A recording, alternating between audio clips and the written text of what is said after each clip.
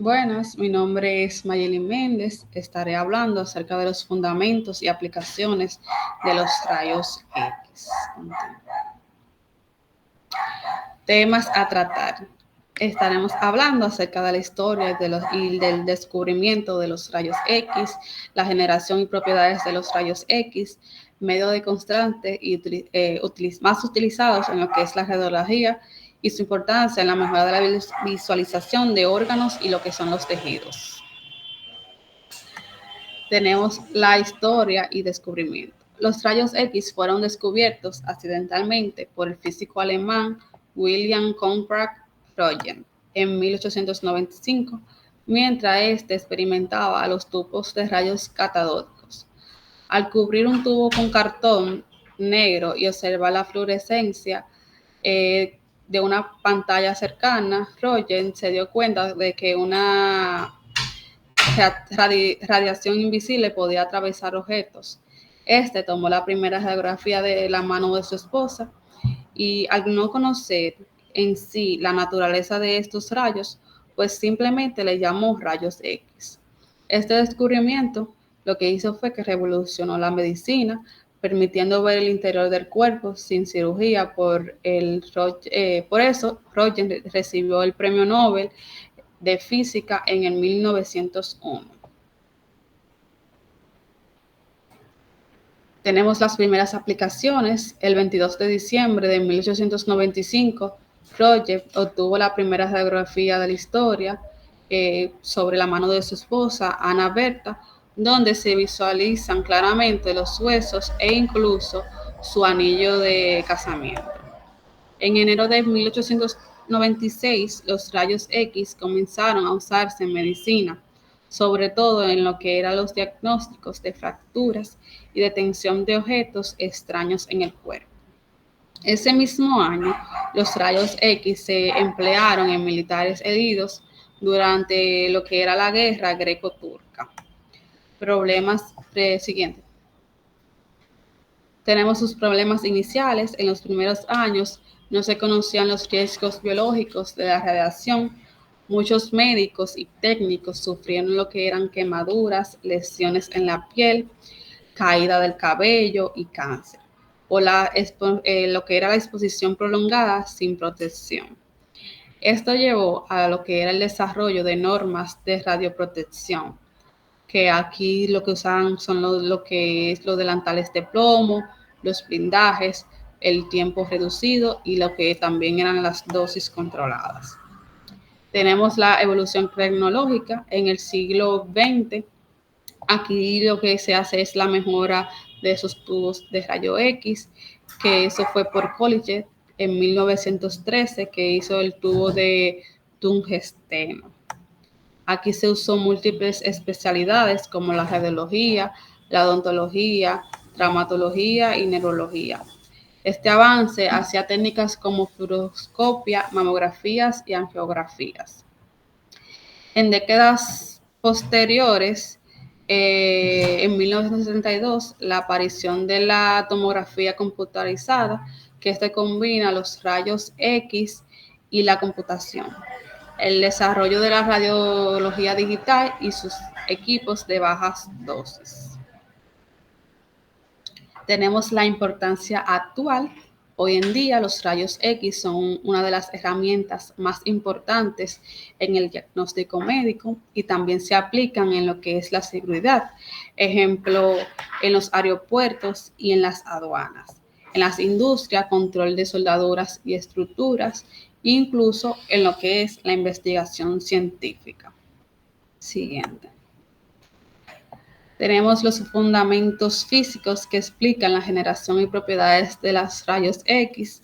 Tenemos la naturaleza de los rayos X, que aquí son radiaciones electromagnéticas de alta energía con longitudes de ondas cortas y frecuencias muy altas. Se ubican en el espectro electromagnético entre la radiación ultravioleta y lo que es los rayos gamma. Al ser fotones, estos carecen de lo que es masa y carga, pero poseen gran capacidad de penetración de lo que está en la materia. Tenemos siguiente, lo que es la generación de los rayos X, que la producción ocurre en un tubo de rayos X a partir de la interacción de electrones acelerados con un blanco metálico. Tenemos la aceleración de los electrones. Los electrones son emitidos con un filamento mediante efecto termodinámico, una diferencia de potencial que acelera estos electrones hacia el anodo. Tenemos el frenado de los electrones, que puede ser radiación de frenado o Brustag. Cuando los electrones chocan contra los núcleos del material del anodo, estos se desvían y pues pierden lo que es la energía cinética. Esta energía perdida, pues esto se libera formando fotones de rayos X con un espectro continuo. Tenemos la radiación y sus características. Si el electrón es incidente, pues se expulsa a un electrón de una carga interna del átomo, de lo que es el anodo. Otro electrón de una capa externa, pues puede ocupar su lugar. La diferencia de energía entre las capas se libera con un fotón de rayos X con energía definida, espectro discreto. Siguiente. Tenemos las propiedades físicas de los rayos X. Tenemos lo que es la penetración, pues que estos atraviesan sólidos, líquidos y gases. Su absorción depende de lo que es la densidad y el número anatómico del material. Tenemos el poder ionizante, que arrancan los electrones de los átomos de la materia atravesada, generando iones. Tenemos lo que es la fluorescencia, que pues, al incidir sobre cierta sustancia, producen emisiones de luz visible. Tenemos también lo que es la impresión fotográfica o detención digital, que pueden oscurecer placas fotográficas o activar detectores digitales. Tenemos la invisibilidad, que no se pueden percibir a simple vista, ni por el oído, ni por lo que es el tacto. Tenemos que no se desvían por campos eléctricos o magnéticos porque no tienen carga. Tenemos los efectos biológicos que producen daño celular, especialmente riesgos de mutaciones y cáncer, pero útiles en radioterapia. Tenemos los factores que determinan la calidad y cantidad de los rayos X. Tenemos el kilovoltaje, que controla la energía, la penetración de los rayos X. Tenemos el miliamperaje, que controla la cantidad de electrones emitidos, que determina la intensidad de la radiación. Tiempo de exposición, mayor tiempo, que es mayor radiación. Tenemos el material del anodo, se usa por su alto número anatómico, alta capacidad de producir rayos X y resistencia de calor. Siguiente. Tenemos medios de contraste en radiología. Los medios de contraste son lo que son las sustancias administradas al paciente para modificar lo que es la absorción o la emisión de radiación en ciertas estructuras del cuerpo, de esta forma permitiendo diferenciar lo que son órganos, tejidos, de que otro modo serían difíciles de distinguir en una imagen radiológica. Tenemos su clasificación según su uso principal, radiólogos, ecográficos y resonancia magnéticas. Los radiológicos son basados en sustancias con un número anatómico de alto que absorben alto rayo X. Tenemos los yodados, que son solubles en aguas, y los baritados, que son sulfato de bario. Tenemos el ecográfico o ultrasonido, que son basados en unas microburbujas de gas que reflejan las ondas ultrasónicas. Tenemos las resonancias magnéticas, basados en agentes paramagnéticos o supramagnéticos, que son óxidos de hierro. Continúo.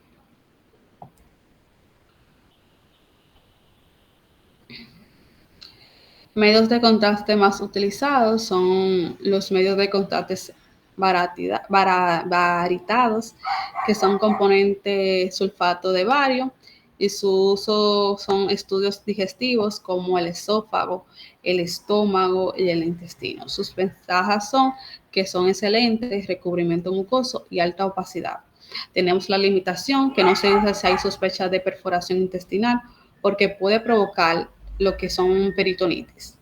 Tenemos los medios de contraste yodados, que son componentes que están compuestos de yodo de alto número anatómico.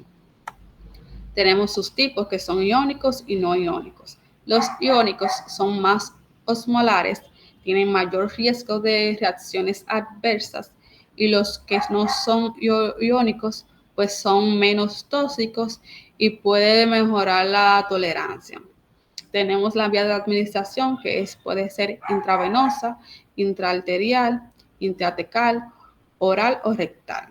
Tenemos su uso, que es la tomografía computarizada, angiogramas, urografías, estudio de sistemas vasculares. Tenemos los riesgos que pueden tener reacciones alérgicas, nefroticidad en pacientes con insuficiencia renal.